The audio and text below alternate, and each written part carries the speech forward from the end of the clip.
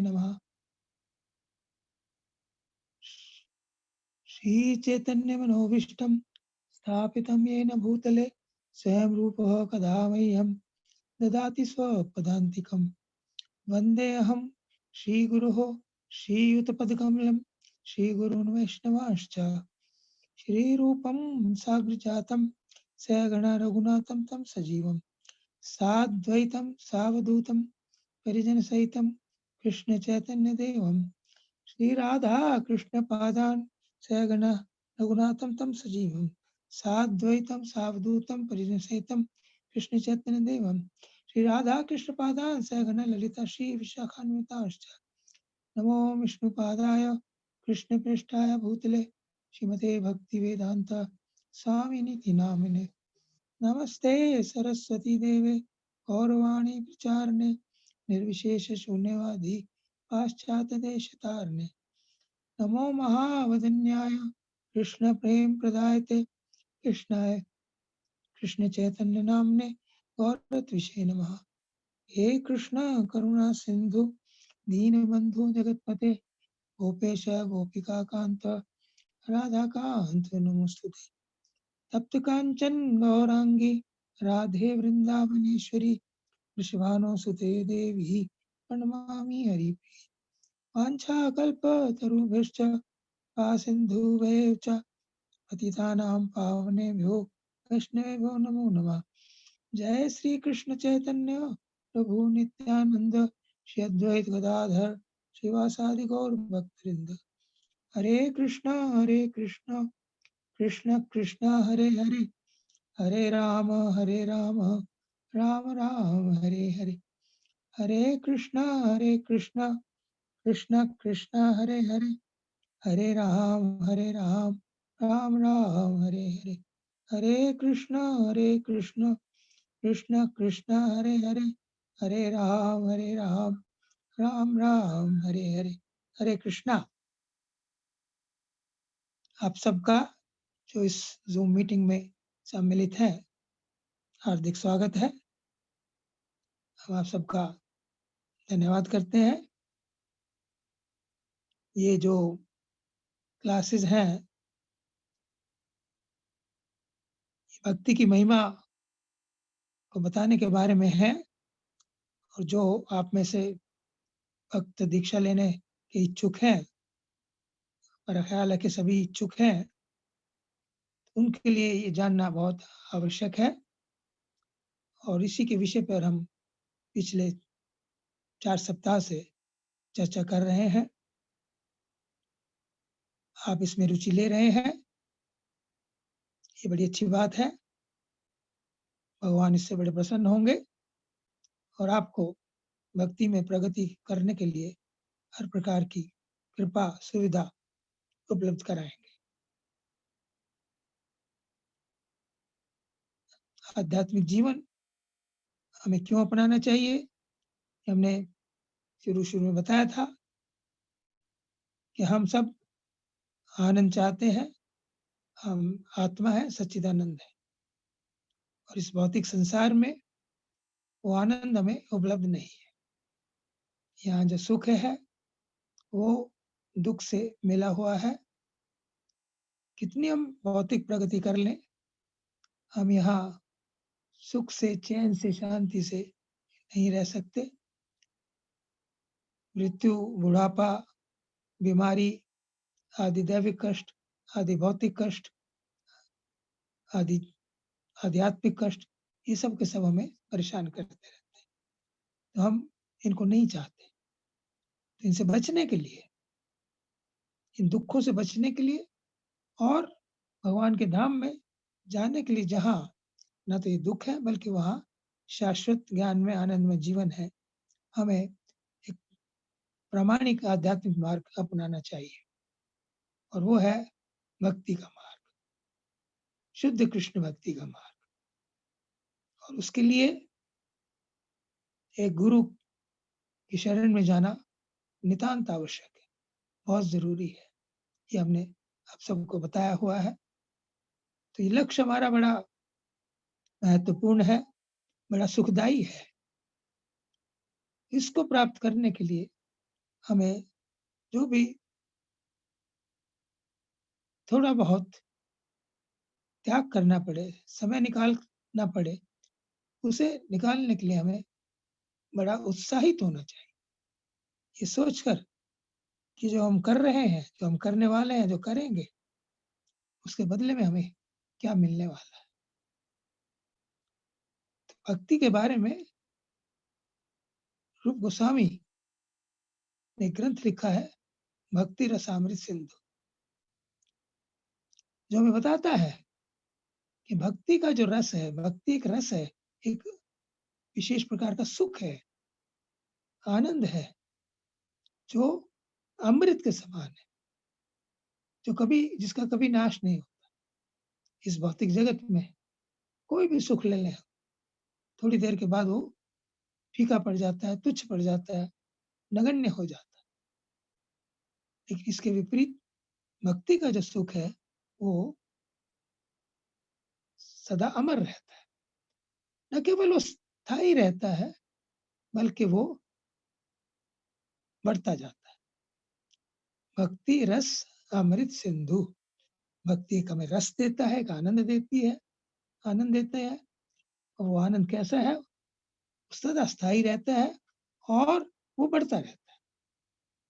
उस भक्ति रसामृत सिंधु में, उस ग्रंथ में रूप गोस्वामी भक्ति की 6 विशेषताएं बताते हैं, जिन्हें हमें जानना बहुत आवश्यक है।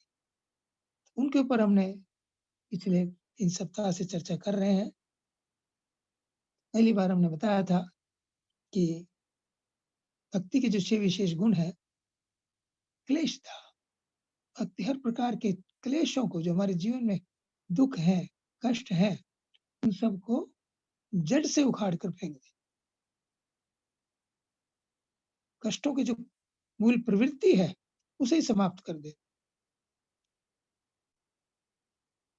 पाप करने की जो प्रवृत्ति है, उसको दूर कर दे। क्लेश दाह। दूसरा हमने बताया था शुभ दाह। भक्ति जो है वो शुभ है, मंगलदायक है। भक्ति हर किसी के लिए मंगलदायक है, न केवल मनुष्यों के लिए, बल्कि पशु पक्षी भी इससे आकर्षित होते हैं। हमने बताया था कि किस प्रकार चैतन्य महाप्रभु जब वृंदावन जा रहे थे झारखंड के जंगल से, तो उन्होंने अपनी कृपा से वन के पशुओं को भी हरि हरि बोलकर नृत्य कराया था। वो अपना आपसी वैर भाव भूलकर प्रेम से एक दूसरे के साथ नाचने लगे थे, गाने लगे। भक्ति एक विशेष प्रकार का सुख देती है, आनंद देती है। इसकी डिटेल चर्चा हम आप आज करेंगे। और भक्ति करने वाले व्यक्ति में देवताओं के गुण प्रकट हो जाते हैं। ये भक्ति का दूसरा लक्षण है, शुभदा, जिसके ऊपर हमने डिटेल में चर्चा की थी लास्ट वीक। भक्ति का तीसरा गुण है मोक्ष लघु कृता। भक्ति जो है, भक्ति का जो सुख है, उसके आगे मोक्ष का जो सुख है, वो जैसे एक बूंद और सागर के समान। भक्ति का सुख सागर के समान है, और मोक्ष का जो सुख है, उसकी बूंद के समान। मोक्ष की जो धारणा है, भगवान से के विग्रह से, दिव्य विग्रह से जो ज्योति निकलती है, ब्रह्म ज्योति, उसमें मिल जाना, वहां हमारे दुखों की निवृत्ति तो हो जाती है। वहां बुढ़ापा नहीं, बीमारी नहीं, जन्म नहीं, मृत्यु नहीं, लेकिन वहां आनंद नहीं। आनंद मिलता है हमें रिलेशनशिप से। ये बात हमने बताई है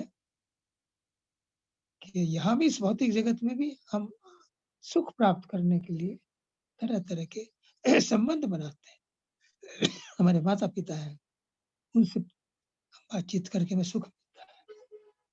हम मित्र बनाते हैं, बड़े होकर हम विवाह करते हैं, पति पत्नी आपस में व्यवहार से सुख प्राप्त करते हैं, बच्चे होते हैं, वो भी सुख देते हैं।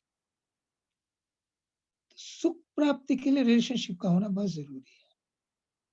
उस ब्रह्म ज्योति में वो रिलेशनशिप नहीं है, और इस भौतिक जगत का जो रिलेशनशिप है वो टेम्परेरी है, इसलिए यहाँ हमें परमानेंट सुख नहीं। तो भगवान का जो धाम है, गोलोक वृंदावन, वहाँ भगवान स्वयं विराजमान है। वहाँ उनके नित्य पार्षद विराजमान, उनके सखा हैं, उनके माता-पिता हैं, गोपियाँ हैं। उन सब के साथ भगवान लीलाएँ करते रहते हैं और उन लीलाओं में जो आनंद मिलता है, वो आनंद अनंत है, बढ़ता रहता है।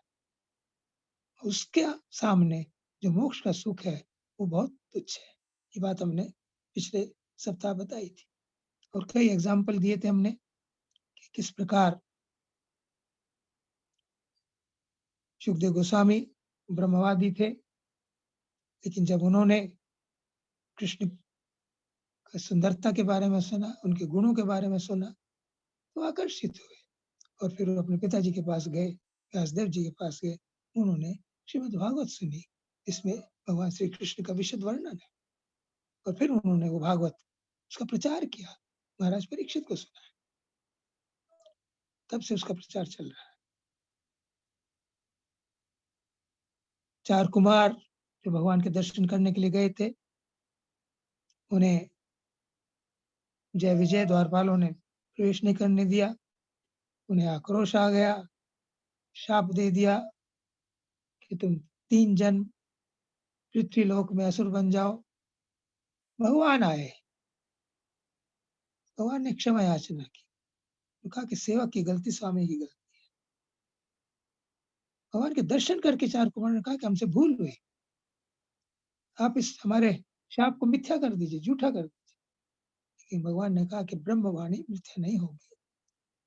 ये लेंगे और मैं इनका उद्धार करने के लिए 4 अवतार धारण करूँ। और जब उन 4 कुमारों ने भगवान विष्णु के चरण कमलों के ऊपर जो अर्पित तुलसी थी, उस तुलसी की गंध और भगवान विष्णु के चरणों की सुगंध जब उन्होंने उनकी नासिका में गई, तो वो बहुत अट्रैक्ट हुए, आकर्षित हुए और वो ब्रह्मवाद को छोड़कर भक्त बन गए। और तीसरी कथा हमने सुनाई थी सार्वभौम भट्टाचार्य की। सार्वभौम भट्टाचार्य चैतन्य महाप्रभु की लीला में थे, बहुत बड़े दार्शनिक थे, विद्वान थे, नैयायिक थे। लेकिन जब महाप्रभु के साथ उनका मिलन हुआ और महाप्रभु ने समझाया कि जो शंकर का जो भाष्य है, जिसकी तुम व्याख्या करते हो, वो सीधी नहीं है। वेदांत सूत्र, उसकी जो सीधी व्याख्या श्रीमद् भागवत है और श्रीमद् भागवतम भगवान श्री कृष्ण के विग्रह का वर्णन करती है। ये बात सुनकर समझकर सार्वभौम भट्टाचार्य बहुत बड़े भक्त बन गए। उनकी कथा हमने आपको सुनाई थी। इसी प्रकार एक और भक्त थे, प्रकाशानंद सरस्वती। भक्त नहीं थे, ज्ञानी थे, मायावादी थे। 10,000 उनके शिष्य थे। वो वाराणसी में रहते थे। वो महाप्रभु को की निंदा किया करते थे। महाप्रभु जब वृंदावन जा रहे थे, वो बनारस पहुंचे। उनके कुछ भक्त थे वहां, तपन मिश्रा, चंद्रशेखर, महाराष्ट्र ब्राह्मण। उन्होंने उनसे कहा कि ये जो प्रकाशानंद है, ये आपकी निंदा करता रहता है, इसका उद्धार कीजिए। लौटते हुए महाप्रभु ने वृंदावन से उसके उद्धार की बात उन्होंने स्वीकार कर ली और महाराष्ट्र ब्राह्मण ने एक सभा जुटाई, जिसमें उन्होंने प्रकाशानंद को बुलाया, उनके 10,000 शिष्यों को बुलाया और उस महाप्रभु को बुलाया। महाप्रभु जब गए, तो वहां जो पांव धोने का स्थान था, वहां पांव धोकर वहीं बैठ गए। जबकि प्रकाशानंद सरस्वती अपने गर्व के माने बड़ी ऊंची स्टेज पर बैठे थे। लगता था कि पहाड़ की शिखर है कोई, छोटी-छोटी 10,000 और शिखर थी, उस प्रकार से। लेकिन जब उन्होंने महाप्रभु के दर्शन किए, उनके दर्शन करते ही उनके हृदय में परिवर्तन हुआ। और जब उन्होंने देखा कि महाप्रभु पाँव धोने के स्थान पर बैठे हैं, तो वहां से उठकर आए। कहा कि श्रीपाद आप यहाँ क्यों बैठे? आप सन्यासी हैं, आप हमारे साथ बैठिए। उनका हाथ पकड़कर वहां ले गए। ये उनकी थोड़ी सी सेवा हुई। पहले दर्शन हुए, फिर सेवा की। उनके हृदय में और परिवर्तन हुआ। फिर उन्होंने उनसे वार्तालाप किया कि आप सन्यासी हैं। सन्यासी का धर्म वेदों का अध्ययन है। आप केवल कीर्तन करते हैं। कीर्तन करना ठीक है, लेकिन वेद भी पढ़ने चाहिए। आप वेदों का अध्ययन क्यों नहीं करते? तो महाप्रभु ने उन्हें बताया कि मेरे गुरुदेव ने मुझे जब दीक्षा दी, ईश्वरपुरी जी ने, उन्होंने मुझे कहा कि तुम केवल भगवान का नाम लो। हरे नाम, हरे नाम, हरे नाम एव केवलम। कलौ नास्ते नास्ते नास्ते गतिरन्यथा। कलयुग में भगवान के धाम की प्राप्ति का और कोई साधन नहीं है, नहीं है, नहीं है। और उन्होंने मुझे महामंत्र दिया, हरे कृष्ण कृष्ण कृष्ण हरे हरे, हरे राम राम राम हरे। इस महामंत्र को मैंने जपना शुरू किया, इसका कीर्तन गाना शुरू किया। मेरे अंदर एक अभूतपूर्व परिवर्तन आया। महाप्रभु बता रहे हैं प्रकाशन को कि मेरे गुरुदेव ने मुझे मूर्ख जानकर कि तुझे वेदांत समझ नहीं आएगा, केवल कीर्तन कर, मुझे केवल महामंत्र दिया। और जैसे-जैसे मैंने महामंत्र का जप किया, कीर्तन किया, मेरे में कुछ विशेष परिवर्तन आने लगे। मेरे रोंगटे खड़े होने लगे, मेरी आँखों से आँसू बहने लगे, मेरा शरीर काँपने लगा। मैं अपने बस में नहीं था। मैंने गुरुदेव से पूछा, गुरुदेव ये क्या विपत्ति है? उन्होंने कहा कि ये विपत्ति नहीं है, ये संपत्ति है तुम्हारी। ये कृष्ण प्रेम का प्रभाव है। तुम्हारे अंदर अष्ट सात्विक विकार प्रकट हो रहे हैं। यही करते रहो, स्वयं करते रहो, औरों को भी कराते। तो प्रकाशन ने ये बात सुनी, तो ठीक है, कीर्तन अच्छा है, लेकिन फिर भी एक सन्यासी को वेदांत तो पढ़ना ही चाहिए। फिर महाप्रभु ने उनके साथ वेदांत के ऊपर चर्चा की और उन्हें संबंध ज्ञान, अविधेय ज्ञान, प्रयोजन ज्ञान, जो महाप्रभु ने जो शास्त्रों में है, वेद शास्त्र कहे संबंध, अविधेय, प्रयोजन, कृष्ण कृष्ण भक्ति, कृष्ण प्रेम, 3 महाधन, कि हम सब भगवान श्री कृष्ण के अंश हैं। ममे वंशो जीव लोके जीवो सनातना, उनके सेवक हैं। जीव सोपर कृष्ण नित्यदास, हमारा उनके साथ संबंध है।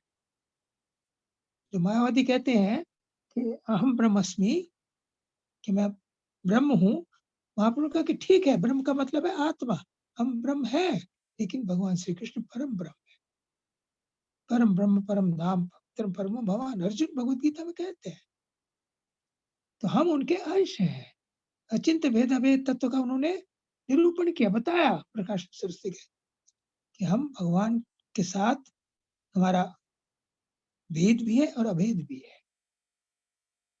अभेद ये है कि वो भी सच्चिदानंद है, हम भी सच्चिदानंद। भेद ये है कि वो महान है, हम अणु है, वो विभु है, हम अणु है। अणु होने के नाते, छोटे होने के नाते हम माया के प्रभाव में आ सकते हैं, आ जाते हैं। लेकिन भगवान श्री कृष्ण वो विभु हैं। वो जब इस भौतिक जगत में आते हैं तो अपने दिव्य शरीर के साथ आते हैं।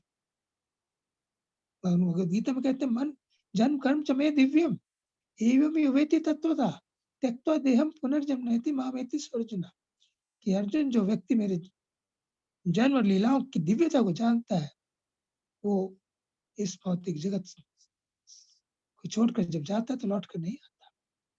ये सारी बातें चैतन्य महाप्रभु ने प्रकाशन सरस्वती को सिद्धांत के रूप में समझाए। और अचिंत का मतलब है कि हम भगवान को पूरी तरह कभी नहीं जान सकते।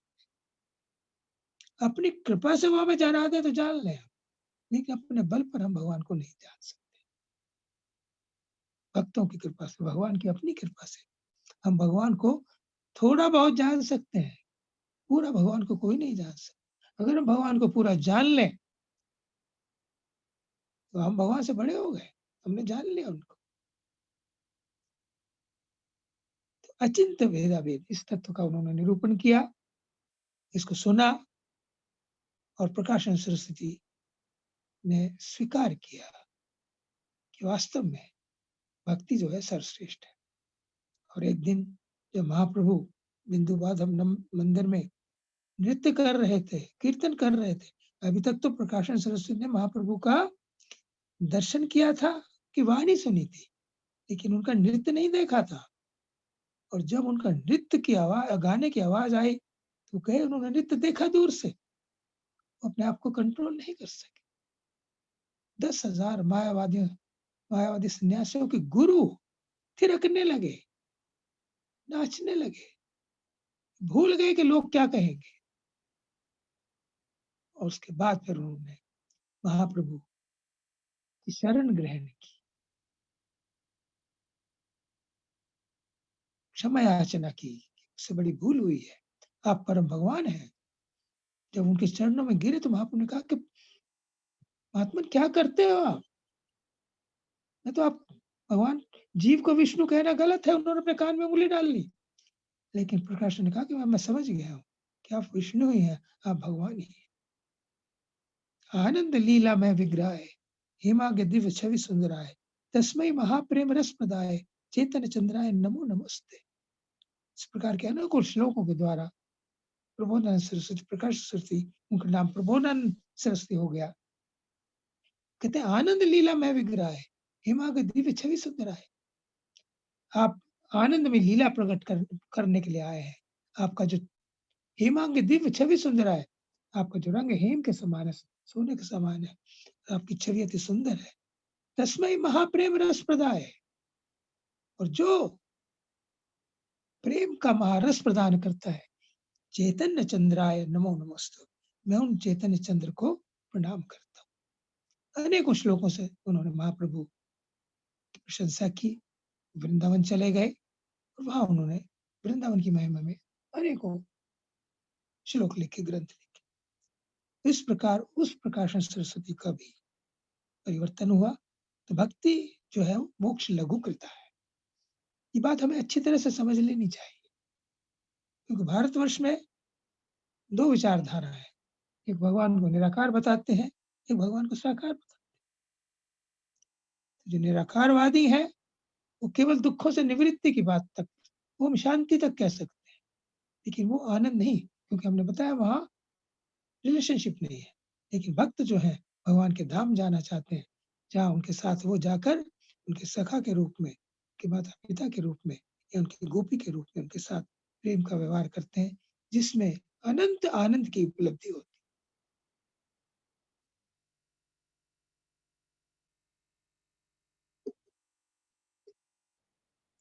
भक्ति के द्वारा मोक्ष की जो सुख है उसको बड़ा तुच्छ किया जाता है, लघु किया जाता है। इसलिए तीसरा गुण है मोक्ष लघुकृता। चौथा गुण है भक्ति का सांद्रानंद विशेषात्मा। ये बहुत महत्वपूर्ण है। हमने शुरू में कहा कि हम सबको आनंद की प्राप्ति, उपलब्धि चाहिए, आनंद चाहिए।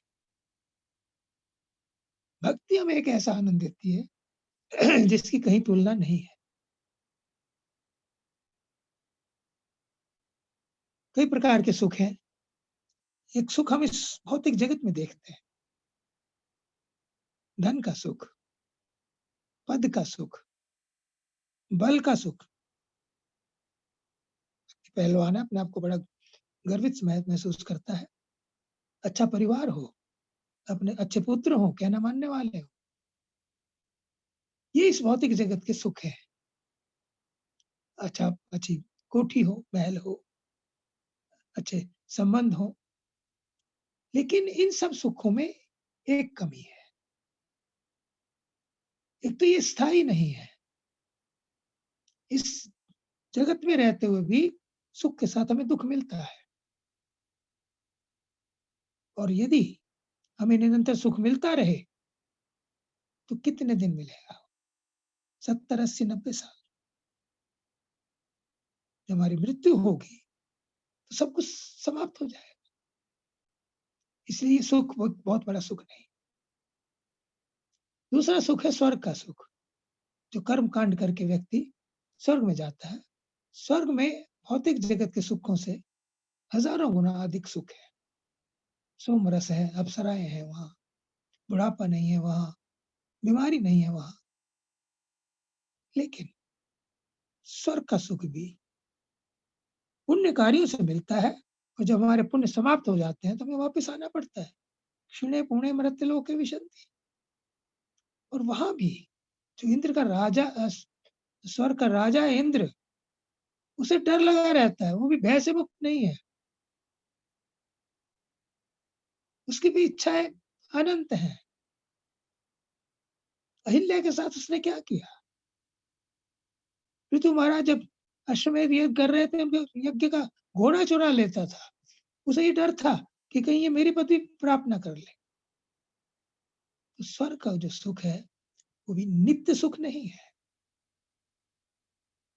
यहां से ज्यादा है लेकिन स्थायी नहीं है। तीसरा जो सुख है जिसकी हमने विशद चर्चा की है अभी, वो है मोक्ष का सुख। तो हमने बता ही दिया, वो मोक्ष का सुख ब्रह्मानंद प्रेमानंद के सामने एक कण के समान। प्रेमानंद सागर, ब्रह्मानंद एक कण उसका। तो भक्ति का जो आनंद है वो इन तीनों सुखों से अनंत गुना अधिक है, स्थायी है, शाश्वत है। इसलिए भक्ति के जो सुख को कहते हैं सांद्रानंद विशेष आत्मा, कि हमें उस सुख को प्राप्त करने का इस मनुष्य योनि में प्रयत्न करना चाहिए, जो भक्ति के द्वारा हमें मिल सकता है। अनेकों उदाहरण हमें देखने को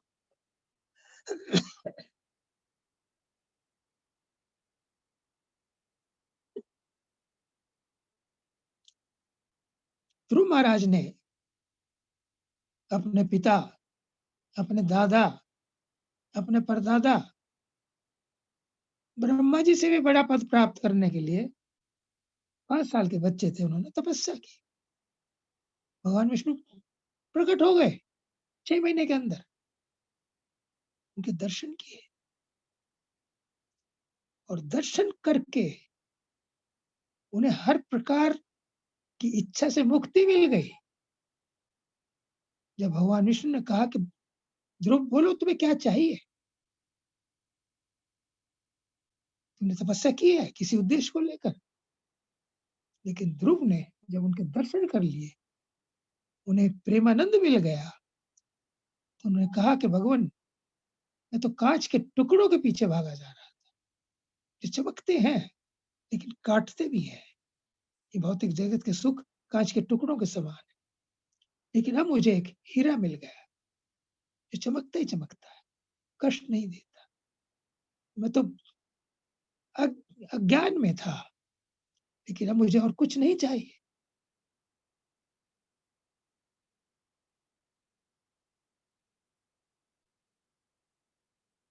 उद्धव को, वो तो बहुत बड़े ज्ञानी है, भगवान श्री कृष्ण के परम मित्र हैं। वृष्णिराम प्रवरो मंत्री कृष्ण से दयता सखा, बृहस्पति साक्षात शिष्यो उद्धव बुद्धि सत्तमः। उद्धव जो है, इनमें क्या गुण बताए गए हैं?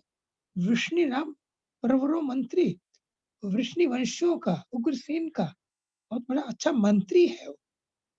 कृष्ण से दयता सखा, और कृष्ण का चम है, बहुत अच्छा मित्र है।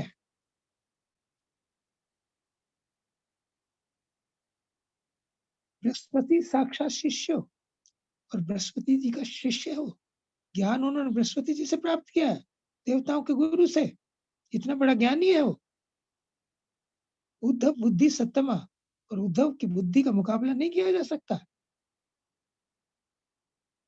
ऐसे उद्धव को भी भगवान श्री कृष्ण ने भक्ति सीखने के लिए, भक्ति का आनंद प्राप्त करने के लिए, प्रेमानंद प्राप्त करने के लिए ब्रज में भेज। कहा ये कि तुम गोपियों को ज्ञान देकर ब्रजवासियों को ज्ञान बताओ, वो मेरे विरह में रोती रहती है। उद्धव ने कोशिश की ब्रज में जाकर, लेकिन गोपी ने कहा कि उद्धव, तुम हमें ब्रह्म की बात बताते, हमारे पास तो एक ही मन है, और जो कृष्ण के पास चला है। तुम कहते ब्रह्म निराकार है।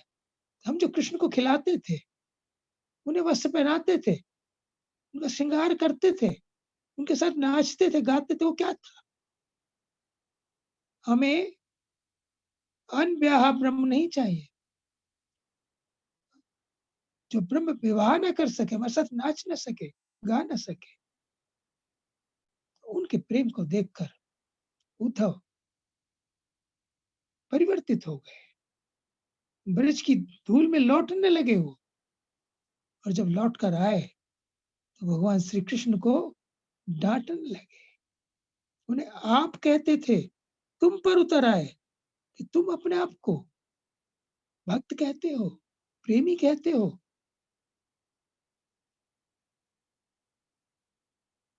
तुम यहाँ किस लिए हो? मथुरा में कौन तुम्हारे लिए प्रेम करेगा?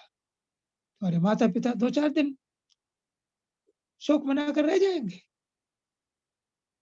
तुम वृंदावन चलो, कल नहीं, आज नहीं, अभी चलो मेरे साथ चलो।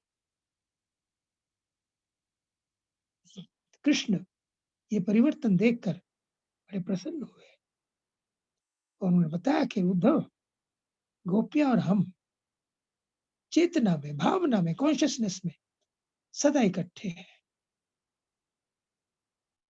एक साथ रहते हैं। भावना की दृष्टि से कृष्ण कभी भी वृंदावन को छोड़कर नहीं जाते। तो उद्धव को कृष्ण प्रेम दिया, प्रेमानंद दिया, सांद्रानंद विशेषात्मा, वो स्थिति उन्हें दी। ब्रह्मा जी प्रार्थना करते हैं कि कृष्ण मेरा जन्म ब्रिज में हो, ब्रिज की घास के रूप में हो, ताकि मेरे ऊपर ब्रिजवासियों के चरणों की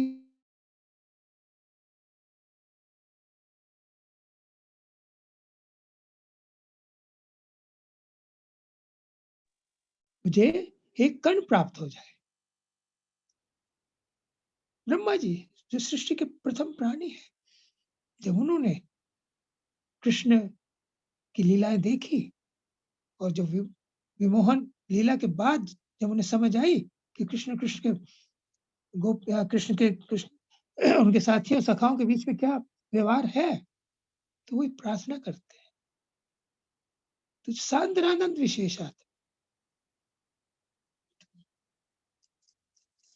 ब्रिज का जो प्रेम है, भक्ति का जो प्रेम है, वो अनंत है। और प्रहलाद महाराज, उन्हें भगवान कहते हैं, नरसिंह भगवान, कि तुम वैकुंठ चलो, वो मना कर दे। परसों नरसिंह चतुर्दशी है, भगवान नरसिंह का प्राकट्य है। हम नरसिंह भगवान और प्रहलाद महाराज के चरित्र के बारे में थोड़ा सा विस्तार से जान लें, अच्छा रहेगा। क्योंकि भक्तों के चरित्र को यदि हम अच्छी तरह से सुनते हैं, पढ़ते हैं, तो हमें मालूम होता है कि वास्तव में भक्ति की कितनी महिमा है। और प्रहलाद तो विशेष भक्त है। प्रहलाद 12 महाजनों में से एक महाजन है। महाजन बड़े बड़े जो ब्रह्मा, नारद, शंकर, भीष्म, जनक इत्यादि हुए 12 महाजन, उनमें सबसे छोटे प्रहलाद महाराज है। छोटी अवस्था में उन्होंने अपनी भक्ति के द्वारा स्थापित किया कि उनकी भक्ति कितने श्रेष्ठ स्तर की है।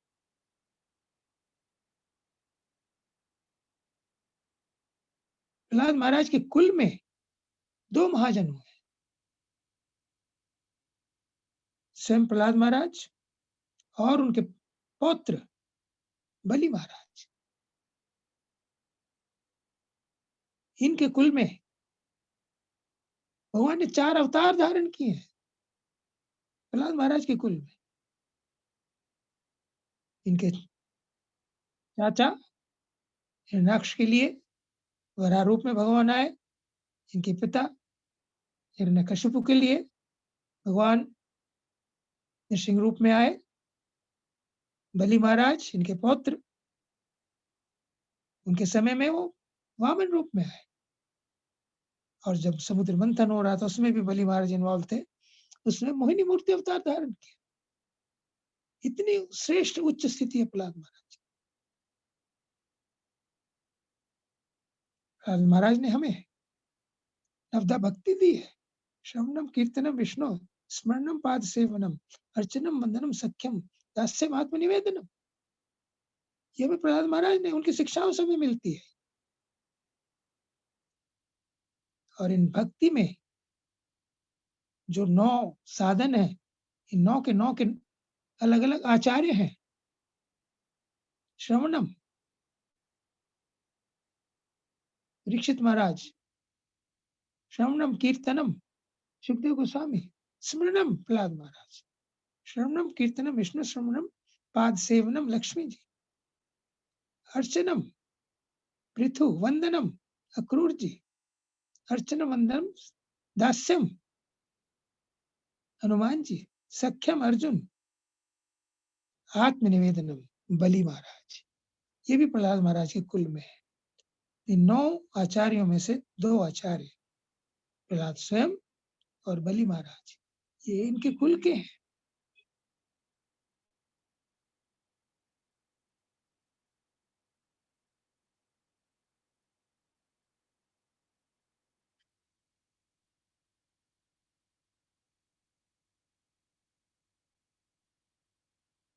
और प्रहलाद महाराज किसके शिष्य हैं? नारद मुनि के शिष्य। नारद मुनि के 4 महान शिष्य हुए, 2 बालक प्रहलाद और ध्रुव, और 2 बड़े व्यासदेव और वाल्मीकि। व्यासदेव ने श्रीमद् भागवत की रचना नारद मुनि की शिक्षा के बाद की, और वाल्मीकि जी ने रामायण की रचना की। नारद को प्रहलाद के ऊपर गर्व है। प्राय स्टूडेंट्स गर्व करते हैं कि मैंने अपनी ग्रेजुएशन ऑक्सफोर्ड से की है, कैम्ब्रिज से की है, लेकिन यहाँ यूनिवर्सिटी नारद कहते हैं कि प्रहलाद हमारे छात्र हैं, प्रहलाद हमारे शिष्य हैं।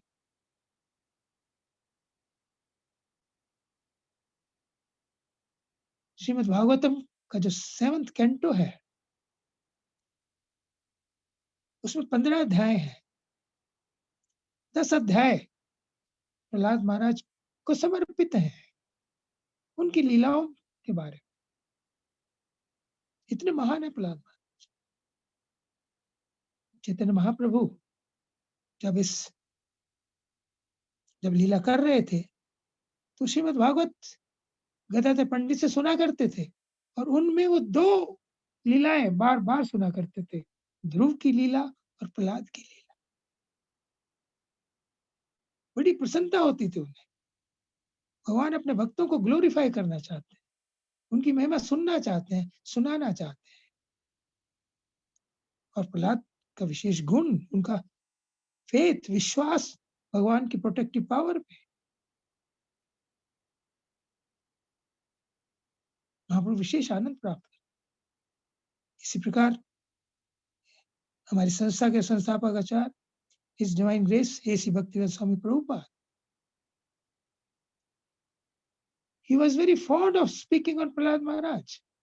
प्रहलाद महाराज की शिक्षाओं के ऊपर, उनके चरित्र के ऊपर प्रभुपाद बड़े उत्साह से बोलते होते थे।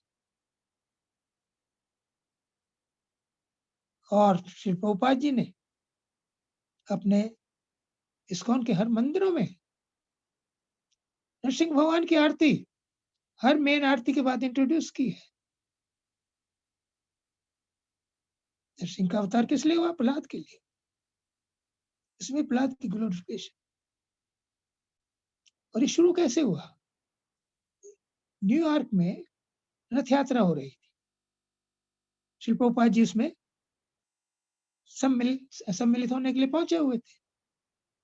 वहां के कुछ रफियंस, जो उत्पात मचाने वाले लोग हैं, उन्होंने कहा कि हम ये रथ यात्रा नहीं होने देंगे। जैसे ही रथ यात्रा शुरू हुई, तो उन्होंने शोर मचाना शुरू कर दिया। श्री प्रभुपाद ने कहा कि हमें नरसिंह भगवान की आरती करनी चाहिए।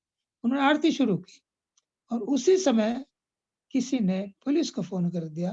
पुलिस वहाँ आई और उन लोगों को पकड़ कर ले गई। रथ यात्रा सुचारू रूप से संपन्न हुई। उसके बाद श्री प्रभुपाद जी ने कहा कि भक्ति विघ्न विनाशक नृसिंह देव भगवान की मुझे प्रार्थना है, हमारे हर मंदिर में हर मेन आरती के बाद होनी चाहिए।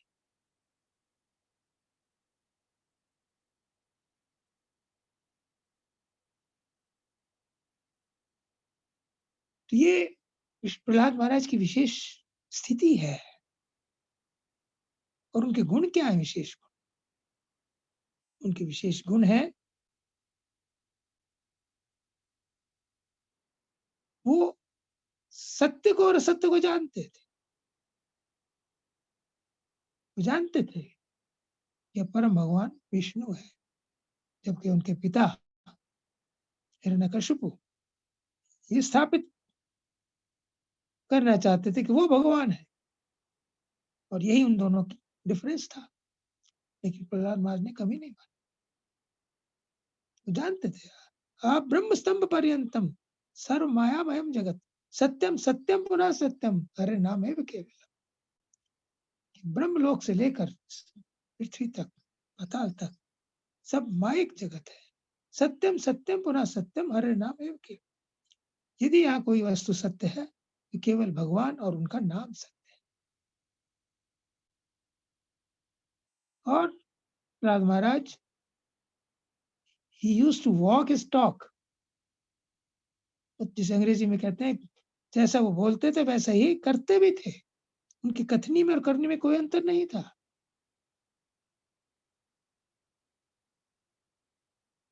हिरण्यकशिपु पूरी फिलॉसफी आती थी उसको भी। जब उसके पिता और उसके भाई हिरणाक्ष का वध हुआ, तो उसने अपनी भाभी और माता संबंधियों को बहुत बढ़िया फिलोसफिकल डिस्कोर्स दिया। अगर ये ना बताया जाए कि ये बात हिरण्यकशिपु कह रहा है, तो हमें लगेगा कि बहुत बड़ा महात्मा इस सिद्धांत की बात बता रहा है। लेकिन केवल उसकी बातें ही थी, करनी अलग थी। वो आत्मा को अमर समझा रहा है, लेकिन आत्मा अब स्वयं आत्मा को अपने शरीर को अमर बनाने की कोशिश। लेकिन प्रहलाद महाराज में ऐसा नहीं था। प्रहलाद महाराज का ये विश्वास था कि भगवान हर जगह विराजमान।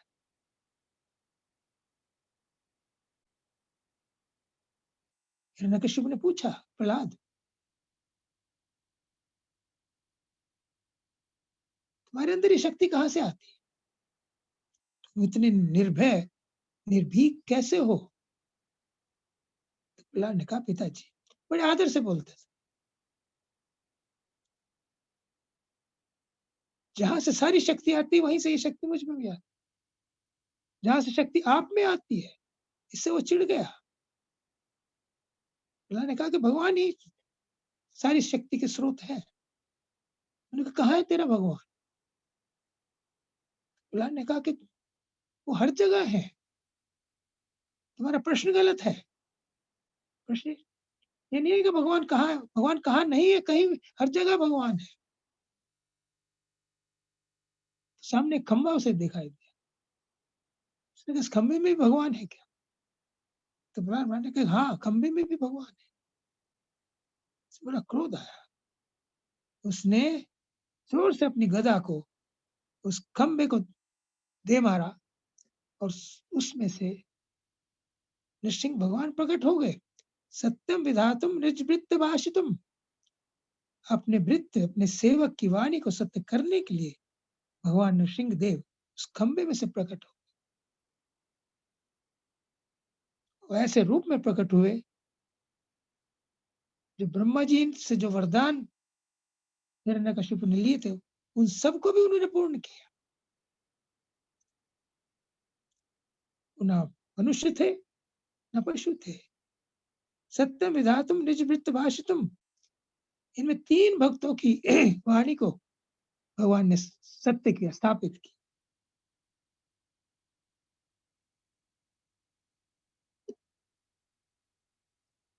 एक तो प्रहलाद महाराज की, उन्होंने कहा कि इस खंबे में है, कि हाँ खंबे में है, वहां से प्रकट हो गए। दूसरा, ब्रह्मा जी ने जो वरदान दिया था हिरण्यकशिपु को, हिरण्यकशिपु ने जो मांगा था कि मैं ना आपके प्राणी के किसी व्यक्ति से ना मरूं, तो भगवान प्रकट हो गए ऐसे रूप में जो ब्रह्मा जी के प्राणी का व्यक्ति नहीं है। आधे शेर, आधे मुख शेर का था, धड़ मनुष्य का था। और तीसरे, अर्जुन को जो भगवान श्री कृष्ण ने कहा था, कौन्तेय प्रतिजानी ही न मे भक्ता प्रणश्यति, क्षिप्रम भवति धर्मात्मा शश्वत शांतिम निगच्छति, कौन्तेय प्रतिजानी ही न मे भक्तः प्रणश्यति। हे कुंती पुत्र, तुम निडर होकर ये घोषणा कर दो कि मेरे भक्त का विनाश नहीं होता। तो प्रहलाद की रक्षा उन्होंने की नृसिंह भगवान ने। तो ये जो वाणी अर्जुन से कहलवाई थी उसको भी सत्य किया। सत्यम विधातुम निज वित्त भाषा।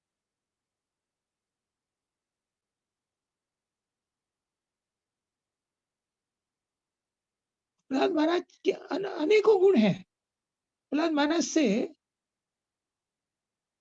नृसिंह भगवान ने पूछा कि प्रहलाद, तुम मुझसे कुछ मांग लो। प्रहलाद महाराज ने कहा कि भगवान, मैं कोई वणिक नहीं हूं, या कोई बिजनेसमैन नहीं हूं कि अपनी भक्ति के बदले में आपसे कुछ मांग लो। ये आज का पॉइंट जो सांद्रानंद विशेष आत्मा, उसके हिसाब से है ये, कि वो भगवान के दर्शन से, उनकी भक्ति से इतने आनंदित थे कि उन्होंने किसी और तुच्छ भौतिक वस्तु की मांग को स्वीकार नहीं किया, कुछ नहीं मांगा।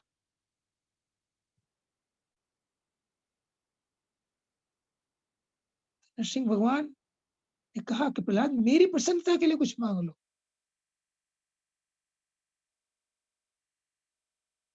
नरसिंह भगवान ने कहा कि यदि आप मुझे कुछ देना चाहते हैं तो इन असुरों का कैसे उद्धार होगा वो मुझे बताइए। सिंह भगवान ने कहा कि नामामृत और कथामृत, ये 2 उपलब्ध हैं, रहेंगी। जो मेरे नाम का सहारा लेगा, मेरी कथा का सहारा लेगा, वो जो है व्यक्ति निश्चित रूप से सभी प्रकार के कष्टों से मुक्त होकर भगवान के धाम पहुंच जाए। और प्रहलाद ने एक और कहा कि मुझे आपके पिता ने मेरे प्रति बहुत, आपके पिता ने बहुत अपराध किए, आपके प्रति भी मेरे, आप उसे क्षमा कर दीजिए। देखिए प्रहलाद की उदारता, जिस व्यक्ति ने प्रहलाद को मारने के लिए कोई कसर नहीं छोड़ी, तरह तरह के नई योजनाएं, हाथी के पांव के नीचे, सांपों के ढेर में जहर पिलाकर, पहाड़ से ऊपर गिराकर, अग्नि में बिठाकर, हर तरह से। लेकिन प्रहलाद महाराज को विश्वास था कि अवश्य रक्षिबे कृष्णा। ये शरणागति के 6 सिद्धांत हैं। अनुकूलस्य संकल्पः, प्रतिकूलस्य विवर्जनम, रक्षश्चिति विश्वासो, गोप्तृप्ते वर्णम तथा आत्मनिक्षेपः, कार्पण्य षड्विधा शरणागति। रूप गोस्वामी ने शरणागति के 6 सिद्धांत बताए, जिसमें है अनुकूलस्य संकल्पः, हमें ऐसे कार्य करने चाहिए जिससे हमारी भक्ति में प्रगति हो। जैसे हमें इस्कॉन में बताया जाता है 16 माला जप प्रतिदिन करना, भक्तों का संग करना, भगवान को अर्पित करके प्रसाद ग्रहण करना। अनुकूलस्य संकल्प, प्रतिकूलस्य विवर्जनम, और जो भक्ति में बाधा डालते हैं उन कर्मों से हमें दूर रहना चाहिए। 4 जो रेगुलेटरी प्रिंसिपल्स हैं हमारे, वो भक्ति में बाधा डालते हैं। मीट फिश एग ईटिंग, ये भक्ति में रुकावट डालता है। शराब रुकावट डालती है, जुआ रुकावट डालता है और अवैध स्त्री पुरुष संग ये भी भक्ति में रुकावट डालते हैं। ये चारों पाप के कार्य हैं, इसलिए इनसे हमें बचना चाहिए। प्रभुपाद जी ने इस शरणागति को बड़ा प्रैक्टिकल क्रम में बताया। रक्षित विश्वास हो, भगवान हमारी हर परिस्थिति में रक्षा करेंगे, ये हमारा विश्वास होना चाहिए। मारे कृष्णा राखे के, राखे कृष्णा मारे के। ये प्रहलाद महाराज जानते हैं। He is living this principle. गोप तृप्ते वर्णम तथा, भगवान मेरा हर परिस्थिति में पालन पोषण करेंगे, मुझे भूखा नहीं मरने देंगे। जब भगवान हम माँ के गर्भ में होते हैं, वहां हमारे खाने पीने की व्यवस्था कर देते हैं, बाहर अपने भक्तों की व्यवस्था नहीं करेंगे। खाने की व्यवस्था तो हर किसी के लिए कर रहे हो, नॉन डिवोटीज की भी कर रहे हैं, तो भक्तों की नहीं करेंगे। हमारा शरणागति, आत्मनिक्षेप, पांचवा प्रिंसिपल है शरणागति का, आत्मनिक्षेप। मतलब भगवान के मिशन से अलग हमारा कोई इंडिपेंडेंट मिशन नहीं होना चाहिए, हमारा कोई पर्सनल एजेंडा नहीं होना चाहिए। और भगवान का मिशन क्या है, प्रभुपाद जी बताते हैं इस बात को, चैतन्य महाप्रभु बताते हैं इस बात को, कि हमें अधिक से अधिक लोगों को भगवान श्री कृष्ण की भक्ति में लगाकर उनके धाम पहुंचाने का मार्ग दिखाना चाहिए। ये भगवान का मिशन है। हम सब भगवान से बिछड़ी हुई आत्माएं हैं, उनके अंश हैं, हम उन्हें भूले हुए हैं।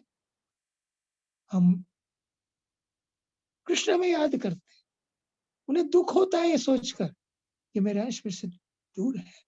और जब कोई भक्त और भक्त बनाता है, इस मिशन को लेकर चलता है, जैसे शिल प्रभुपाद जी चले कि सारे विश्व में हमने कृष्ण भक्ति का प्रचार करना है, लोगों को भक्त बनाना है, कृष्ण से जोड़ना है, तो ये आत्मनिक्षेप, ये शरणागति का पार्ट है। कृष्ण का मिशन हमारा mission, simple living high thinking. जो जीवित रहने के लिए चीजें चाहिए वो जुटाए, हम कुछ काम करें, नौकरी करें गृहस्थों के लिए, दैट इज ऑल राइट, लेकिन उसी के पीछे हम ना रहे। 8 घंटे की नौकरी करें, 8 घंटे का बिजनेस करें, 9-10 घंटे, लेकिन 15 घंटे 16 घंटे बिजनेस ना करें।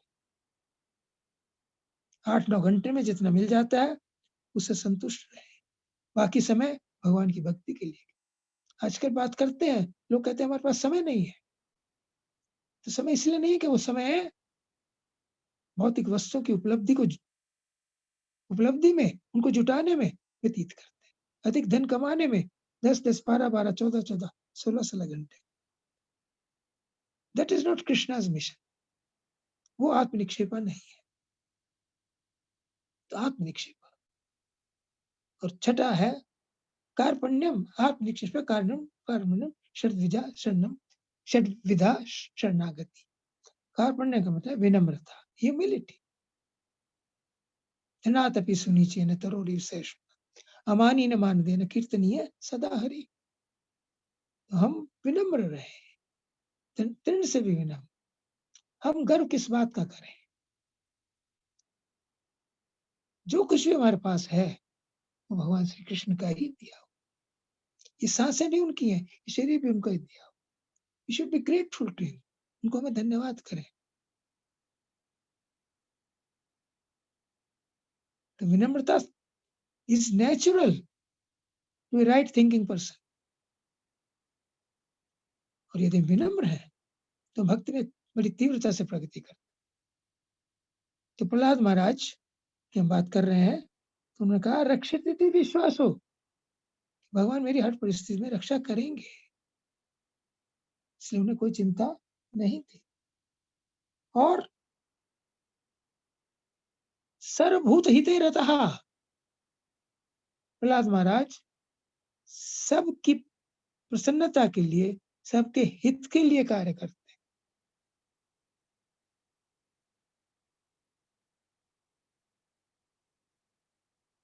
अपनी प्रेयर्स में कहते हैं वो और नृसिंहदेव को कि नृसिंहदेव भगवान, मैं जो साधारण योगी हैं, वो वन में जाकर तपस्या करते हैं, अपने उत्थान के लिए, अपने कल्याण के लिए। मैं वैसा नहीं बनना चाहता। आम लोगों में, मैं इन असुरों के बीच रहना चाहता हूँ। जब तक एक भी असुर इस पृथ्वी पर है, मैं यहीं रहना चाहता हूँ, ताकि मैं उसकी सहायता कर सकूँ भक्ति करने में। मैं वैकुंठ भी जाना नहीं चाहता। सर्वभूति तेरतः। देखा जाता है कि लोग तपस्या करते हैं कि भगवान के धाम पहुँच जाएँ, अपने लिए करते, ठीक है, अच्छा है वो। 2 तरह के भक्त होते हैं, गोष्ठी आनंदी, भजन आनंदी। भजन आनंदी भजन करते हैं, तपस्या करते हैं अपने कल्याण के लिए।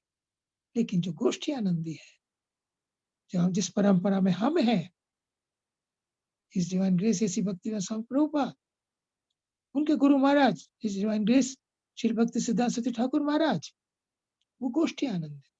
वो अपने कल्याण से संतुष्ट नहीं, वो औरों का कल्याण चाहते। श्री प्रभुपाद, क्या जरूरत थी उन्हें 70 साल की अवस्था में वृंदावन को छोड़कर, जहाँ लोग उस अवस्था में अपना शरीर छोड़ने के लिए वृंदावन जाते, लेकिन प्रभुपाद जी ने वृंदावन को छोड़ा उस अवस्था। किस लिए? औरों के कल्याण के। सर्वभूत हिते रतः। ये प्रहलाद महाराज की मिशन है, उनकी भावना है, उनका मूड है। प्रभुपाद जी का भी यही मूड एंड मिशन। वो सबका भला चाहते हैं। उसके लिए उन्होंने एक मिशन, हरे कृष्णा मिशन, हरे कृष्णा आंदोलन चलाया। तो प्रहलाद महाराज की परंपरा में है, तो सर्वभूत हिते रहा, हिते रहा। और वो शिक्षाएं देते हैं अपने असुरों को, असुर साथियों को। कौमार आचरित प्रज्ञा धर्मान भागवतानि दुर्लभो मानुषो जन्मो अधुर्वम तदपि अर्थदा। कि हे मेरे साथियों, कौमार आचरित प्रज्ञा धर्मान भागवतानि। प्रज्ञा, जो बुद्धिमान व्यक्ति हैं, उन्हें भागवत धर्म का पालन कुमार अवस्था से करना चाहिए। उनको कह रहे हैं कि तुम इसी अवस्था से ये भक्ति शुरू करो, भागवत धर्म करो। क्योंकि दुर्लभो मानुषो जन्म, मनुष्य जन्म दुर्लभ है। अध्रुवम, दुर्लभता से मिलता है, अध्रुवम है, क्षणभंगुर है, तदपि अर्थदा, लेकिन फिर भी बड़े काम का है। क्योंकि इस मनुष्य शरीर के द्वारा ही हम भगवान की प्राप्ति कर सकते हैं, भगवान के धाम की प्राप्ति कर सकते हैं, कृष्ण प्रेम की प्राप्ति कर सकते हैं, सदा रहने वाले, सदा बढ़ने वाले आनंद की प्राप्ति कर सकते हैं। प्रहलाद आगे शिक्षा में कहते हैं, सुखम ऐन्द्रिकम देत्या देह योगेन देहिना सर्वत्र लभ्यते देवम यथा दुखम है तथा। कि हे मेरे साथियों, इंद्रियों का जो सुख है, सुखम ऐन्द्रिकम देते देह योगेन देहिना सर्वत्र लभ्यते। ये जो सुख है, जिस प्रकार का हमें शरीर और इंद्रियां मिलती है, जिस प्रकार के परिवेश में हमारा जन्म होता है, वो हमारे पिछले जन्मों के कर्मों के अनुसार होता है, और वो हमें स्वतः अपने आप मिल जाता है। इसके लिए ज्यादा भाग दौड़ करने की जरूरत नहीं है, क्योंकि दुख को कोई नहीं चाहता, फिर भी दुख हमें मिलता है। इसी प्रकार यदि सुख हमारे भाग्य में होगा, तो वो भी हमें अवश्य मिलेगा। तो केवल हमें सुख के पीछे नहीं दौड़ते रहना चाहिए, हमें दौड़ते रहना चाहिए शाश्वत आनंद को प्राप्त करने के लिए, भगवान की भक्ति करने के लिए। इस प्रकार प्रहलाद महाराज की कथा जो परसों नृसिंह भगवान का आविर्भाव दिवस है, उससे हमें पता लगता है कि प्रहलाद महाराज किस प्रकार सांद्रानंद विशेष आत्मा चाहते थे, अपने लिए, अपने असुर साथियों के लिए, अपने पिता के लिए वो नृसिंह भगवान से प्रार्थना करते हैं कि इनका आप उद्धार कर दीजिए। नृसिंह भगवान कहते हैं कि प्रहलाद, तुम्हारे पिता का उद्धार हो चुका है। जिस कुल में तुम्हारे जैसा भक्त पैदा होता है, उस कुल की 21 पीढ़ियों का उद्धार हो जाता है। तो भक्ति करना अपने माता-पिता की, अपने पूर्वजों की सबसे बड़ी सेवा है। कई बार लोग कहते हैं कि भक्त बन रहा है, माता-पिता को नेग्लेक्ट कर रहा है। हम नहीं कहते कि माता-पिता को नेग्लेक्ट करो, लेकिन यदि जब हम भक्ति करते हैं, तो माता-पिता का जो स्पिरिचुअल भविष्य है, बहुत उज्जवल हो जाता है। केवल उनका नहीं, 21 पीढ़ियों तक का उज्जवल। तो हम भक्ति के मार्ग की महिमा को समझें और आप सब लोग जो दीक्षा के लिए तैयारी कर रहे हैं, करते रहें। 16 माला जप प्रतिदिन करते रहें, 4 नियमों का पालन करते रहें। हमने बताया था कि कुछ श्लोक आप याद करें, श्रीमद् भगवद गीता से, भागवत से, चैतन्य चरितामृत से, प्रभुपाद जी ग्रंथों का अध्ययन करें। प्रभुपाद जी का और गुरु महाराज का, जिनसे आपने दीक्षा लेनी है, उनका प्रणाम मंत्र याद करें। बहुत ज़रूरी है।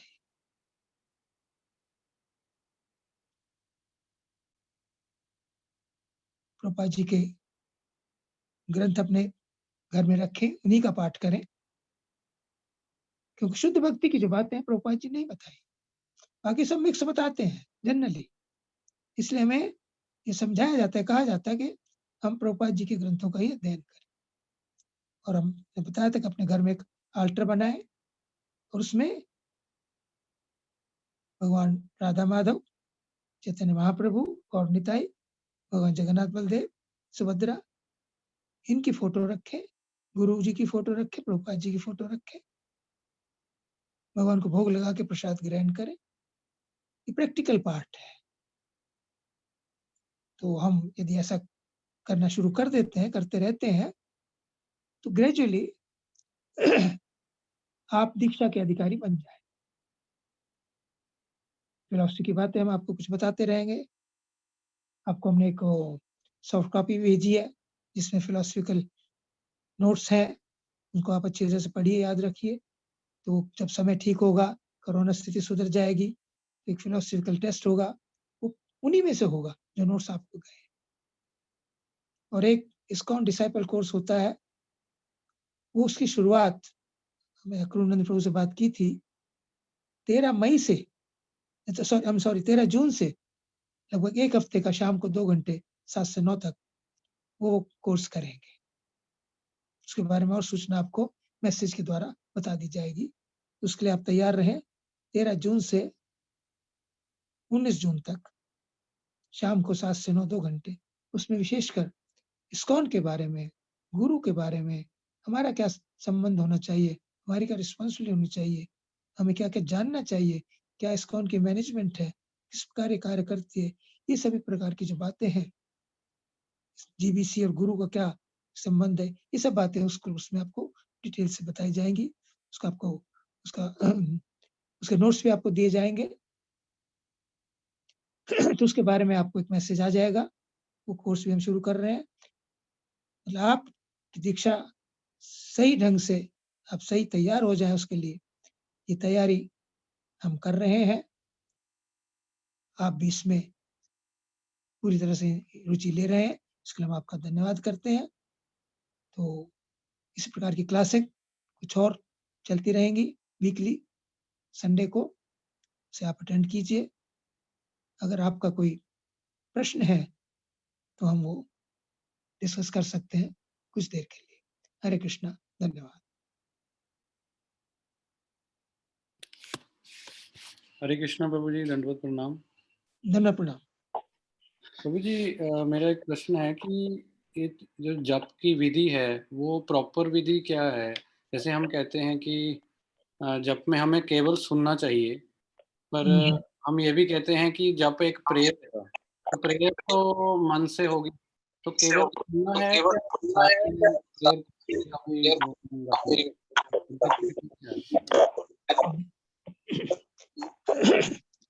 विधि यही है कि हम श्रद्धा पूर्वक भगवान का नाम लें और उसे सुने।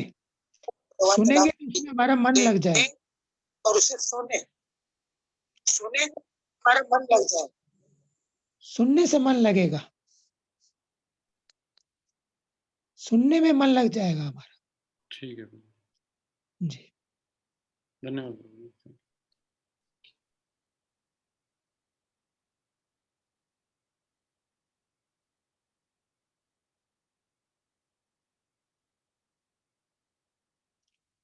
anyone else your प्रश्न, क्वेश्चन, कमेंट्स? हरे हरे कृष्णा प्रभु। मेरा आपने ना पहले मैं क्षमा चाहता हूँ, एक क्वेश्चन थोड़ा अजीब सा है।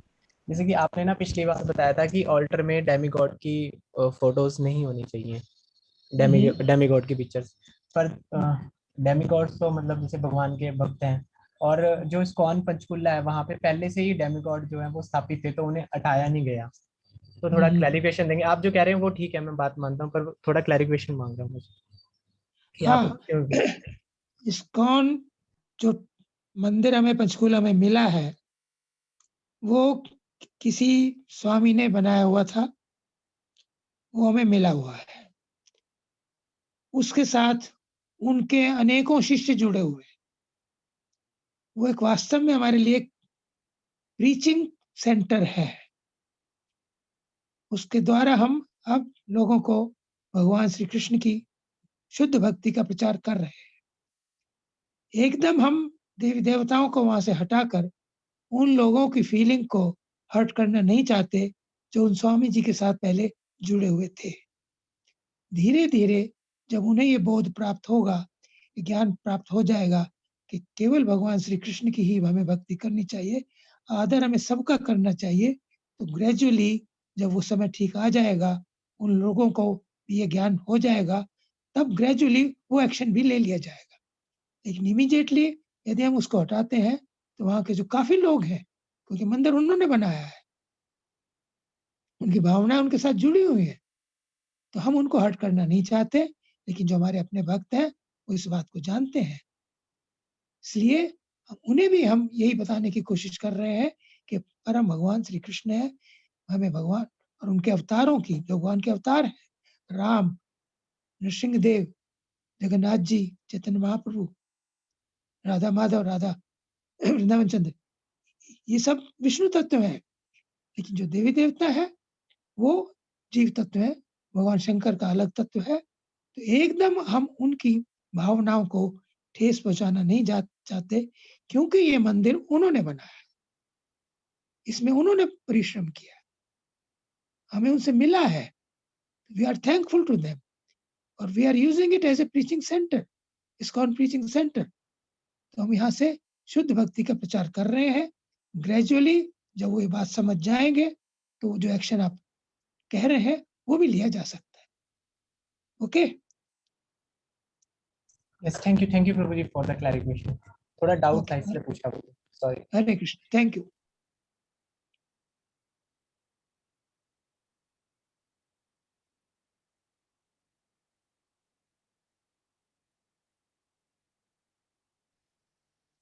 हरे कृष्णा प्रभु, प्रणाम। प्रणाम। हरे कृष्णा। जो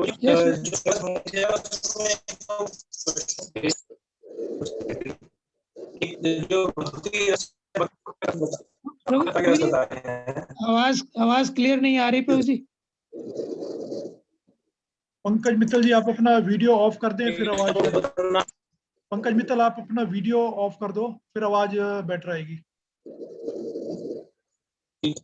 अब बोलिए। हरे कृष्णा प्रभु, अब ठीक है? हाँ जी, अब ठीक है। देख रहा था, उसमें एक दो चीजें थी तो उसको पूछना था जी। भक्ति रस के बारे में था, उसमें 5 तरह के रस बताए गए हैं, शांत रस, दास्य रस, वात्सल्य और माधुर्य। हाँ जी। तो जो पहले दो शांत रस और दास्य रस, क्या भेद है? और हम दास्य रस हैं जो भक्ति कर रहे हैं वो किस? हम ये 5 रस हैं, गोलोक में 5 रस पाए जाते हैं, शांत, दास्य, सख्य, वात्सल्य और माधुर्य। हर डिवोटी शुरू उनका जी। एक अपना भगवान के साथ एक विशेष रस में संबंध ऑलरेडी है, लेकिन हम शुरू करते हैं दास्य रस से। हमें नहीं मालूम कि इस समय हमारा कौन सा रस है। दास्य भाव से जब हम भगवान की सेवा करते हैं, सेवा करते करते तो जो हमारा एक्चुअल एक संबंध है वो अपने आप उजागर हो जाता है, प्रकट हो जाता है। और एक चीज और भी है कि दास्य भाव की जो भक्ति है, दास्य की जो सेवा है, वो हर ऊंचे रस में विद्यमान है। सख्य में भी दास भाव की सेवा है, वात्सल्य में भी दास भाव की सेवा है, और माधुर्य भाव में भी दास भाव की सेवा है। इसलिए हमें शुरुआत दास्य भाव से ही करनी चाहिए, यह हमें बताया गया है। और धीरे धीरे जब हमारी भक्ति परिपक्व हो जाएगी तो हम किस रूप हमारा है, किस में संबंध है हमारा, वो हमारे अंदर प्रकट हो जाएगा। Is that okay?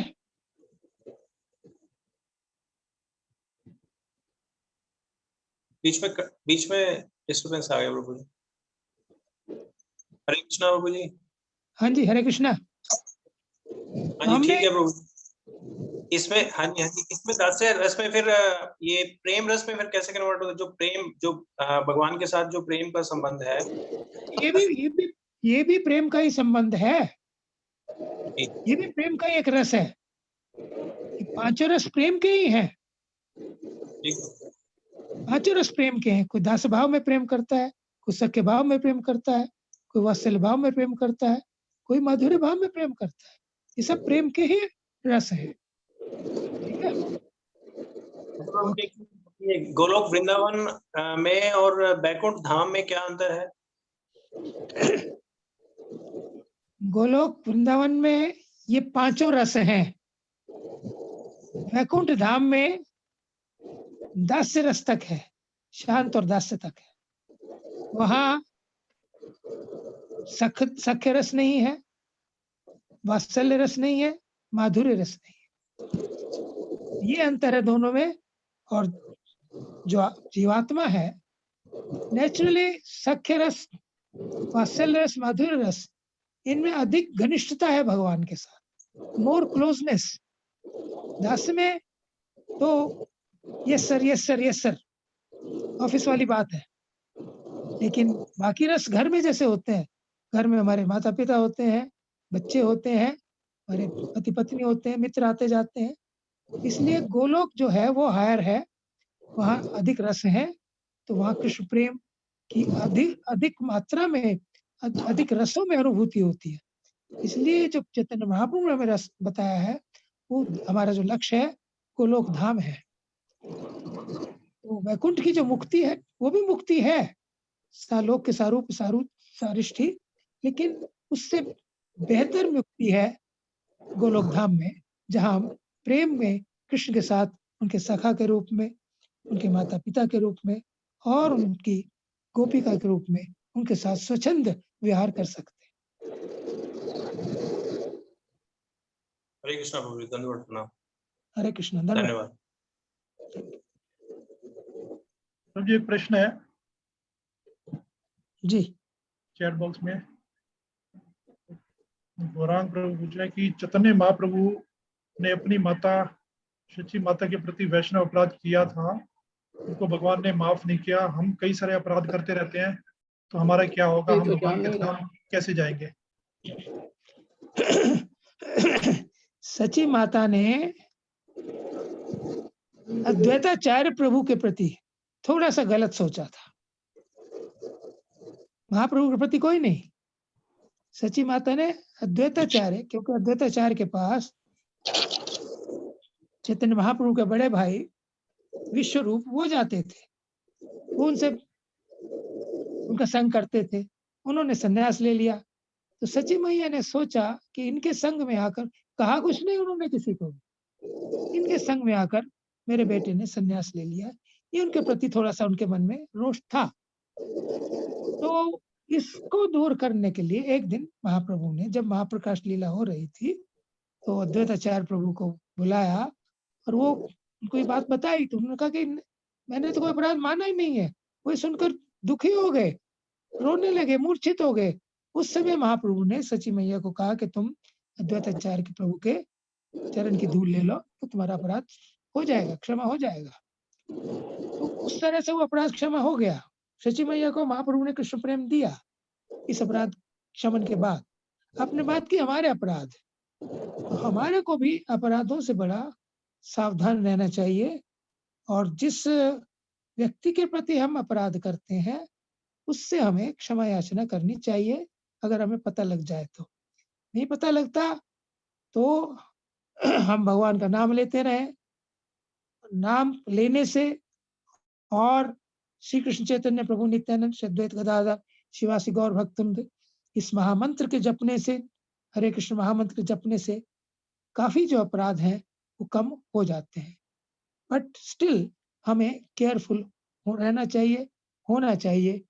और यदि हम केयरफुल हैं, अनजाने में कोई अपराध हो जाता है तो इसके बारे में महाप्रभु हमें क्षमा कर देंगे। जानबूझकर हमें अपराध नहीं करना चाहिए। कोशिश यही हो कि अपराध हमारे से ना हो, और किसी के प्रति हो जाए तो उस व्यक्ति से, वो व्यक्ति बाहर है, उसकी फोटो से हम क्षमा याचना करें, मुझसे गलती हुई, आप मुझे क्षमा करें, और दोबारा उस अपराध को ना करें। ऐसा करने से हम सेफ हैं। हरे कृष्ण। हरे कृष्ण प्रभु जी, दंडवत प्रणाम। धन्यवाद, प्रणाम माता जी। प्रभु जी, एक मैसेज उसमें दिया है कि भजनों के लिए उन्होंने लिखा है शास्त्री चक्षु प्रभु जी ने कि वो रिकॉर्ड करके भेजना है प्रभु जी, या वो उस दिन संध्या में गाने के लिए बोल लेंगे प्रभु जी? शास्त्री प्रभु, व्हाट इज माता दैट? जी वो भजन संध्या वो अलग चीज है। वो भजन संध्या उसमें आपको कुछ नहीं करना, जिनको करना तो वो कर चुके हैं। ठीक है, आपको अटेंड करना है बस। ठीक है प्रभु।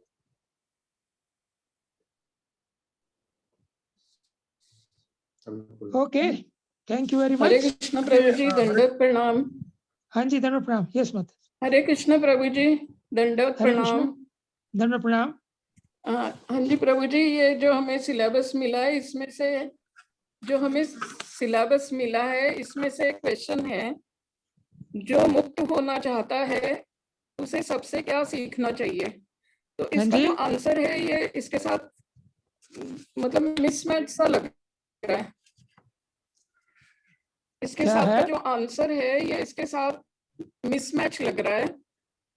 आंसर है मतलब क्वेश्चन है, जो मुक्त होना चाहता है उसे सबसे क्या सीखना चाहिए, और आंसर है अपनी सभी इंद्रियों को भगवान की सेवा में लगाना, प्रमुखता कृष्ण को अर्पित भोजन करना और भगवान के नाम का प्रचार करना। तो ये मतलब हाँ, जो नहीं, इस क्वेश्चन का ये आंसर नहीं लग रहा है। नहीं, जो मुक्त होना चाहता है उसे एक्चुअली भक्ति करनी चाहिए, और ये भक्ति के दोनों साधन हैं, ये भक्ति के अंग है ना, ये जो लिखे हैं। ठीक है ना माता जी? ये भक्ति के ही तो अंग है ना ये। ठीक है, ओके। प्रभु जी, एक प्रश्न और है जी। ठीक है, हरे कृष्ण। हरे कृष्ण। अभी पूछ रहे हैं कोई ये श्रीमद् भागवतम और चैतन्य चरितामृत के श्लोक नंबर कौन से लर्न करने हैं? मतलब उससे भक्ति करनी चाहिए। ये मैंने पहले भी बताया था शायद। आपको कोई ना कोई काउंसलर होना चाहिए आपका, जो आपको इन बातों में गाइड करता रहे। तो आपके काउंसलर ये बताएंगे, अक्रूर प्रभु, शास्त्री प्रभु, please see to it that everybody has a counsellor. आप देख लीजिए, और वो काउंसलर आपको सजेस्ट कर सकते हैं कौन से श्लोक जो सिंपल हैं, आसानी से याद किए जा सकते हैं, महत्वपूर्ण भी हैं, वो आप याद करें। नेक्स्ट भी इसी तरह का यह क्वेश्चन पूछ रहे हैं कि इन विच बुक ऑल वैष्णव अपराध आर देयर, और फिर पूछ रहे हैं कि कभी गुस्से में वैष्णव अपराध हो जाए तो कैसे रोकें, बिकॉज फिर से भगवान के धाम कैसे जाएंगे? इसका तो उत्तर हमने पहले दे दिया ना। आई हैव गिवन दिस वैष्णव अपराध के बारे में, जिस वैष्णव के प्रति अपराध हुआ है उससे आप क्षमा याचना करें। वैष्णव बड़े उदार होते हैं, वो आपको माफ कर देंगे, और फिर से उस प्रकार का अपराध ना करें। वैष्णव पास में नहीं है, उनकी फोटो से आप क्षमा याचना कर सकते हैं, और ये फिर संकल्प करें कि फिर से इस प्रकार का अपराध नहीं होगा, वो बहुत जरूरी है। रिगार्डिंग बुक के बारे में अपने काउंसलर से पूछ सकते हैं। There are so many books on Vaishnava अपराध, तो अपने काउंसलर से बात करेंगे तो उनको बता देंगे बुक्स भी। एक क्वेश्चन है, व्हाट इज डिफरेंस बिटवीन ब्रह्मवाद एंड मायावाद, how we can distinguish between to?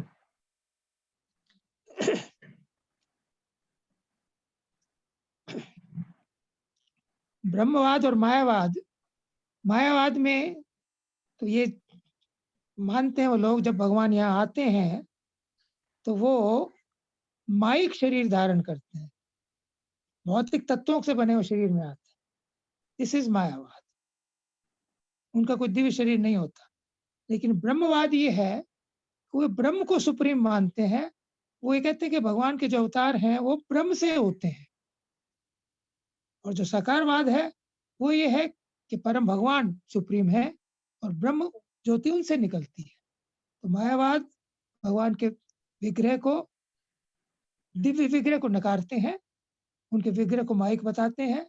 और जो ब्रह्मवादी है वो भगवान के विग्रह, भगवान ये बोलते हैं सुप्रीम ब्रह्म है और भगवान उसी से अवतार धारण करते हैं। This is the difference.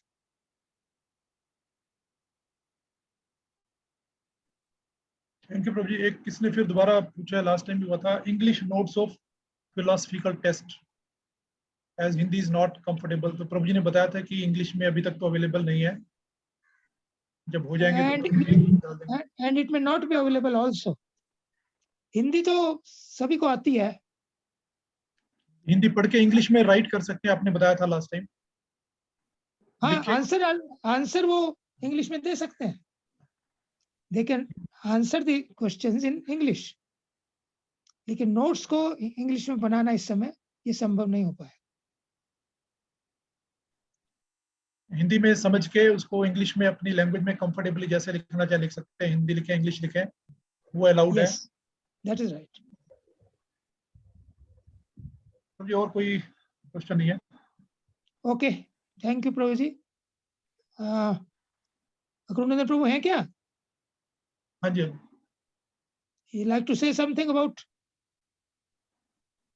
IDC? प्रभु जी अनम्यूट।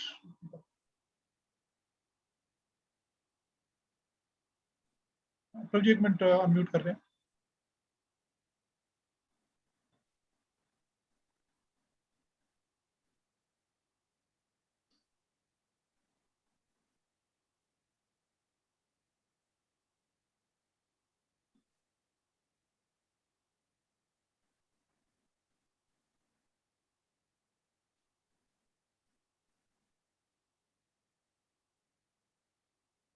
हरे कृष्णा प्रभु जी, आप कुछ बोल रहे थे? अकरुण प्रभु जी।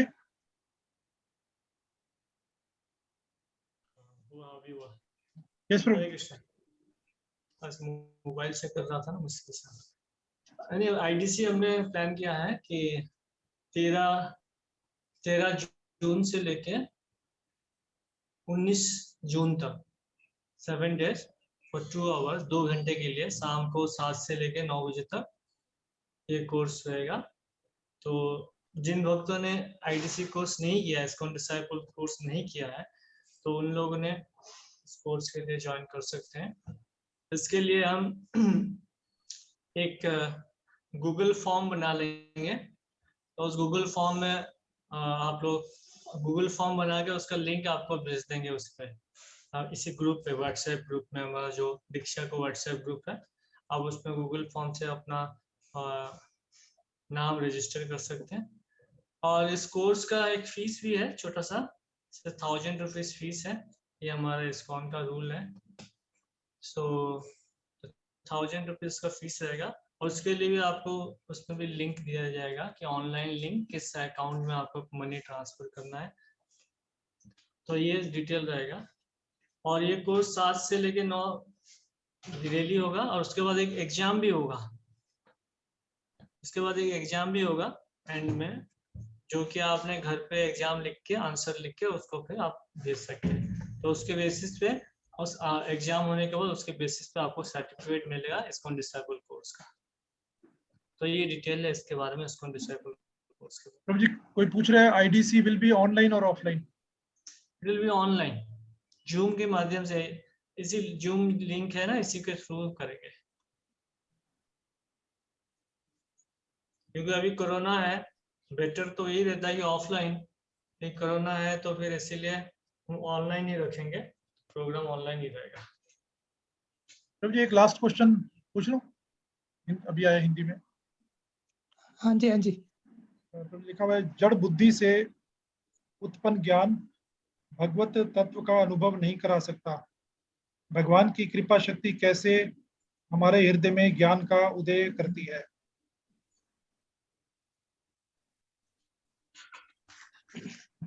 शास्त्र और गुरु वैष्णव, इनके द्वारा भगवान की जो शक्ति है वो कार्य करती है, और जब हम उनको सुनते हैं, उनको पढ़ते हैं, तो हमें ज्ञान प्राप्त हो जाता है।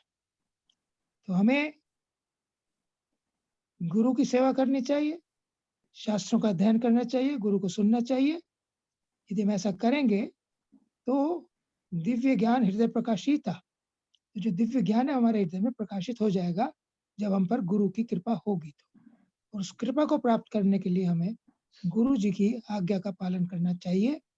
जो आज्ञा हमें इस्कॉन में 16 माला जप, 4 नियमों का पालन, भक्तों का संग, सेवा, ये सारे कार्य जब हम करेंगे निश्चित रूप से हम आध्यात्मिक जीवन में प्रगति करेंगे। Hare Krishna. Hare Krishna. Thank you very much प्रभु जी। There are no more questions. Okay, thank you प्रभु जी, thank you very much. Shri Prabhupada की जय, जय श्री चैतन्य महाप्रभु की जय, जय हरिनाम संकीर्तन की जय, जय वेद भक्त वृंद की जय, जय all glories to assembled devotees। Hare Hare Krishna, Krishna Hare Hare Krishna, Krishna Hare बोल all glories to assembled devotees। Hare Krishna Glories to Shri Guru and Shri Gauranga। Hare Prabhupada की जय कृष्ण